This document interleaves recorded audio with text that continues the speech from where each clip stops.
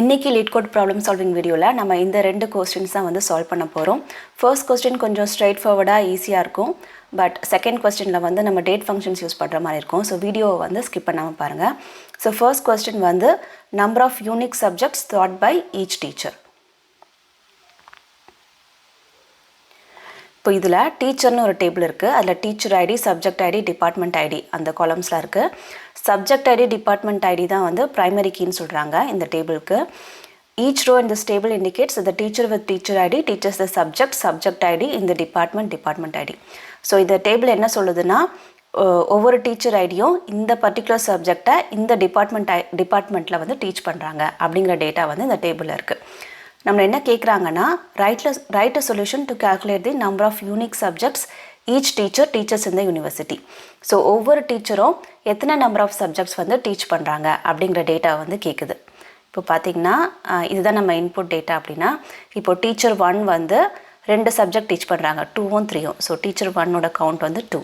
Teacher 2 வந்து 1 2 3 4 இந்த 4 subject teach பண்ணுறாங்க. ஸோ டீச்சர் 2ஓட கவுண்ட் வந்து 4. ஸோ நம்ம யூனிக் வேல்யூஸ் கேட்குறாங்க. இப்போ ஒரே சப்ஜெக்டை வந்து அவங்க 2 டிபார்ட்மெண்ட்டில் வந்து டீச் பண்ணலாம்.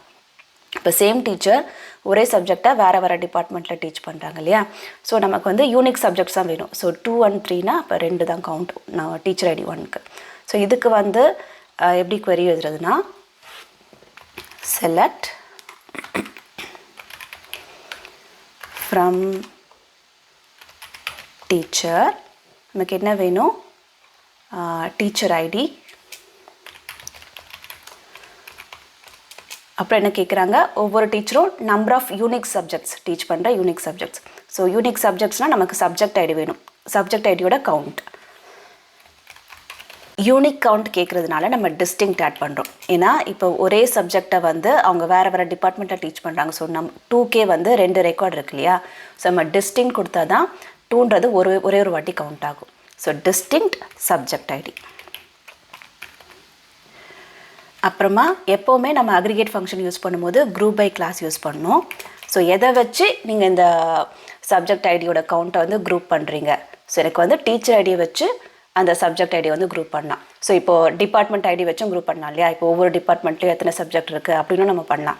ஸோ பட் நமக்கு கொஸ்டினில் வந்து டீச்சர் ஐடி வச்சு கேட்டிருக்காங்க. ஸோ டீச்சர் ஐடி வச்சு நம்ம குரூப் பண்ணுறோம்.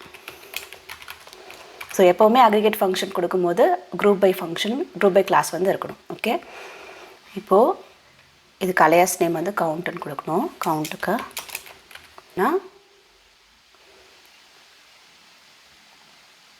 நமக்கு ஆன்சர் வந்து அக்செப்டட் வந்திருக்கு. நம்மளோட அவுட்புட்டும் எக்ஸ்பெக்டட் அவுட்புட்டும் வந்து மேட்ச் ஆயிருக்கு. ஓகே, இப்போ நம்ம நெக்ஸ்ட் கொஸ்டின் சால்வ் பண்ணலாம். User activity for the past 30 days.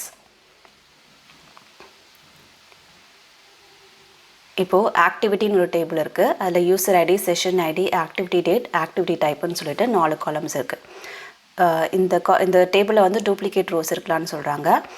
Activity type வந்து ஈனம் வேல்யூ, அதாவது ஈனம்னா இப்போ இந்த 4 வேல்யூ கொடுத்துருக்காங்க இல்லையா? இதுதான் வந்து இந்த பர்டிகுலர் காலம்க்கு வந்து வேல்யூவாக வரும். ஸோ இதை தவிர வேறு எந்த வேல்யூவும் வந்து அந்த காலமுக்கு வந்து வராது. ஸோ அதுதான் சொல்கிறாங்க. So open session, end session, scroll down, send message, இந்த 4 தான் வந்து ஆக்டிவிட்டி டைப்க்கு வந்து வேல்யூஸாக வரும். The table shows the user activities for a social media website. Note that each session belongs to exactly one user. So ஒரு particular இது வந்து social media வெப்சைட்டில் யூசர்ஸோட activity பற்றின லாக் தான் இது. ஸோ ஒவ்வொரு யூஸரும் அந்த பர்டிகுலர் செஷனில் அந்த பர்டிகுலர் டேட்டில் என்ன ஆக்டிவிட்டி பண்ணாங்க, ஓப்பன் செஷன் பண்ணாங்களா, எண்ட் பண்ணாங்களா, ஸ்க்ரால் பண்ணாங்களா, சென்ட் மெசேஜ் பண்ணாங்களா அப்படிங்கிற டேட்டா தான் வந்து இதில் இருக்குது. ஸோ நம்ம என்ன கேட்குறாங்கன்னா, write a solution to find the daily active user count for a period of 30 days ending 2019 July 27 inclusively. A user was active on some day if they made at least one activity on that day. So என்ன கேட்குறாங்கன்னா, ஒவ்வொரு டேட்டுக்கும் வந்து எத்தனை user வந்து அந்த activity பண்ணியிருக்காங்க அப்படிங்கிறது தான் வந்து கேட்குறாங்க. ஸோ அது எந்த ஆக்டிவிட்டி வேணாலும் இருக்கலாம், இந்த 4ல் எது வேணாலும் இருக்கலாம். பட் அந்த பர்டிகுலர் யூசருக்கு வந்து அன்னைக்கு டேட்டில் வந்து செஷன் இருந்துச்சுன்னா அந்த கவுண்ட்டை வந்து கேட்குறாங்க, எத்தனை யூசர்ஸ் அந்த மாதிரின்னு சொல்லிட்டு. இப்போது இதுதான் இன்புட் டேபிள். அப்படின்னா இப்போ வந்து 20th அன்னைக்கு எத்தனை யூசர் இருக்காங்க, 2 யூசர் இருக்காங்க, 1 and 2 2 யூசர் இருக்காங்க. ஸோ அதுதான் கேட்குறாங்க. ஸோ நமக்கு டிஸ்டிங்க்ட் யூசர் கவுண்ட் தான் வேணும். ஸோ இந்த யூசர் ஐடி 1 வந்து இத்தனை ஆக்டிவிட்டி பண்ணாலும் நமக்கு டிஸ்டிங்க்ட் யூசர் கவுண்ட் வேணும் இல்லையா. ஸோ 1 and 2 தான் வந்து ரெண்டு யூசர்ஸ் தான் 20th அன்னைக்கு. 21st அன்னைக்கு பார்த்தீங்கன்னா யூசர் ஐடி 2 யூசர் ஐடி 3 அதுவும் வந்து 2 தான் கவுண்ட். ஏன் 25th of June இல்லை அப்படின்னா இவங்க என்ன கேட்குறாங்க கண்டிஷனில் for the period of 30 days ending 27th of July சொல்கிறாங்க இல்லையா. ஸோ 27th of Julyலேருந்து லாஸ்ட் 30 daysக்கான டேட்டா கேட்குறாங்க. ஸோ 25th of June வந்து அந்த ஃபில்டரில் வரல, அதனால் வந்து அதுக்கான டேட்டா வந்து நமக்கு அவுட்புட்டில் வேணாம். ஸோ இதுக்கு எப்படி query எழுதுறதுன்னா ஃபர்ஸ்ட் select from activity என்ன கேட்குறாங்க ஒவ்வொரு டேட்டுக்கும் கவுண்ட் கேட்குறாங்க. ஸோ டேட்டுக்கு வந்து இந்த ஆக்டிவிட்டி டேட் யூஸ் பண்ணும். ஆக்டிவிட்டி டேட் என்ன கேட்குறாங்க கவுண்ட் ஆஃப் யூசர்ஸ் இல்லையா. ஸோ கவுண்ட் ஆஃப் இந்த யூசர் ஐடி. அதே மாதிரி ஒவ்வொரு யூசருக்கும் மல்டிபிள் ரோஸ் இருக்கிறதுனால நம்ம டிஸ்டிங்க்ட் கொடுக்கணும். Count of distinct user ID. அதே மாதிரி நம்ம அக்ரிகேஷன் யூஸ் பண்ணும்போது போன வாட்டி சொன்ன மாதிரி அக்ரிகேட் ஃபங்க்ஷன்ஸ் யூஸ் பண்ணும்போது நம்ம குரூப் பை கிளாஸ் யூஸ் பண்ணோம். ஸோ இங்கே எதை வச்சு நம்ம குரூப் பண்ணுறோம் ஆக்டிவிட்டி டேட் வச்சு குரூப் பண்ணுறோம். So group by activity date. இது கலையர்ஸ் நேம் வந்து ஆக்டிவ் யூசர்ஸ்னு கொடுக்கணும். பட் நம்ம இன்னொரு கண்டிஷன் போடல, இன்னும் அந்த டேட் கண்டிஷன் நம்ம போடல. ஃபர்ஸ்ட் இதுக்கான ஆன்சர் எப்படி வருதுன்னு பார்க்கலாம். சரி, கண்டிப்பாக ராங் ஆன்சர் வரும், ஏன்னா நம்ம இன்னும் டேட் ஃபில்டர் கொடுக்கல. இப்போ இங்கே பார்த்தீங்கன்னா 20 and 21st மட்டும்தான் எக்ஸ்பெக்டட் அவுட்புட்டில் இருக்குது. நம்மளது வந்து 25th June கொடுத்துருக்கு. ஸோ இதை வந்து நம்ம வந்து ஃபில்டர் பண்ணணும். ஸோ அதுக்கு எப்படி பண்ணுறதுனா நம்ம வந்து டேட் ஃபங்க்ஷன் யூஸ் பண்ணலாம். டேட் டிஃப்னு ஒரு ஃபங்க்ஷன் இருக்குது, அதை எப்படி யூஸ் பண்ணுறது நான் உங்களுக்கு சொல்கிறேன்.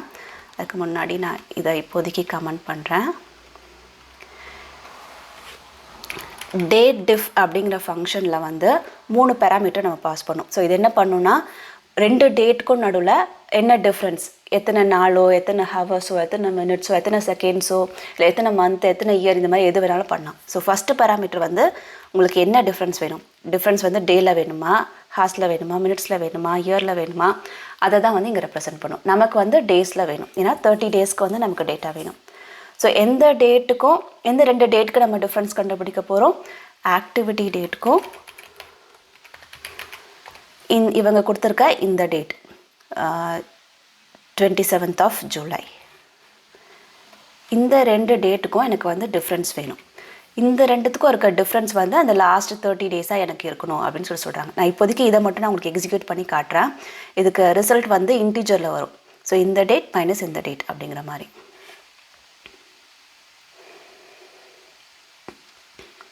இங்கே பார்த்தீங்கன்னா ஸோ 20th ஆக்டிவிட்டி டேட்டுக்கும் 27th 7 days difference.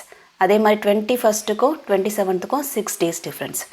25th of June 27th of July 32 days difference. So இந்த டிஃப்ரென்ஸ் வந்து எனக்கு வந்து என்ன இருக்கணும் 30 வரைக்கும் தான் இருக்கணும். அப்படின்னா எனக்கு டிஃப்ரென்ஸ் வந்து இங்கே என்ன கொடுத்துருக்காங்கன்னா 27th of June இன்க்ளூசிவ்லின்னு கொடுத்துருக்கான். அப்படின்னா 27th of June அந்த ஆக்டிவிட்டி நடந்தாலும் எனக்கு வரணும். அப்போ 27th of இங்கேயும் 27th of June இங்கேயும் 27th of Juneனா உங்களுக்கு ரிசல்ட் என்ன வரும் 0ன்னு வரும். ஓகேவா? இப்போ நான் இங்கே கொடுக்குறேன் பாருங்கள். இப்போ சப்போஸ் ஆக்டிவிட்டி டேட்டும் வந்து 27th of Juneனா நமக்கு ரிசல்ட் வந்து 0ன்னு வரும். நான் ஜஸ்ட் உங்களுக்கு தெரியறதுக்காக கொடுக்குறேன். பார்த்திங்கன்னா 0ன்னு வந்திருக்கா. ஸோ நமக்கு வந்து ரிசல்ட்டில் வந்து இன்க்ளூசிவ்லி இந்த டேட் கொடுத்துருக்கிறதுனால நமக்கு இதோட டிஃப்ரென்ஸ் வந்து எனக்கு 0வும் வரலாம். ப்ளஸ் நமக்கு வந்து லாஸ்ட் 30 days தானே இருக்குது. அதனால் நம்ம இப்போ எப்படி கொடுக்க போகிறோம்னா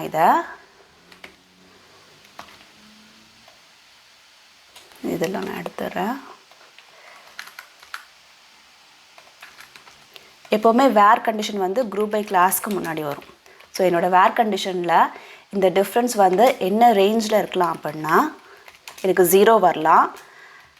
இங்கே 30 daysன்னு கொடுத்துருக்கிறதுனால நான் இங்கே வந்து 29 கொடுக்குறேன்.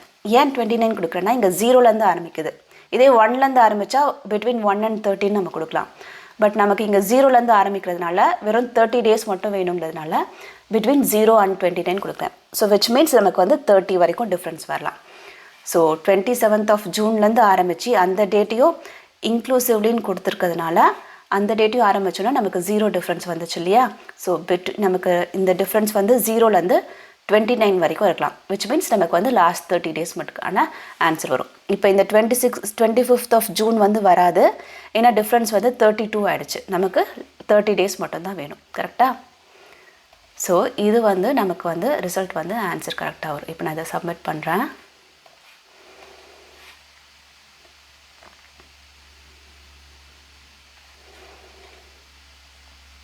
ஓகே, இந்த ஆக்டிவிட்டி டேட் வந்து டேன்னு அலியாஸ் கொடுக்கணும்.